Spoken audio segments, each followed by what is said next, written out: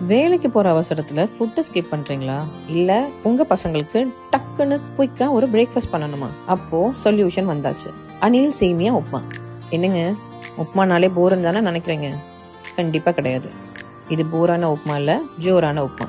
Recipe சொல்றேன், note பண்ணிக்கோங்க. டக்குன்னு ஸ்டவ் ஆன் பண்ணி ஒரு கடாயில ஆயில் ஊத்துங்க. ஆயில் நல்லா காஞ்சதுக்கு அப்புறம் கடுகு, கடலைப்பருப்பை போட்டுக்கோங்க. தேவைப்பட்டா கொஞ்சம் முந்திரி போட்டு நல்லா பொன்னிறமா வறுத்துக்கோங்க. அதுக்கப்புறம் சின்னதாக கட் பண்ண ஆனியன், அது கூடவே கொஞ்சம் கருவேப்பிலையும் போட்டுக்கோங்க.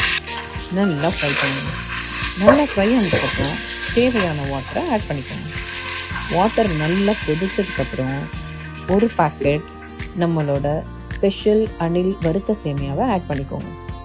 அதுக்கப்புறம் கொஞ்சம் கலரி விடுங்க. கொஞ்ச நேரம் லிட்டு போட்டு க்ளோஸ் பண்ணி வைங்க. 2 minutes. ஓப்பன் பண்ணா அவ்வளோதாங்க.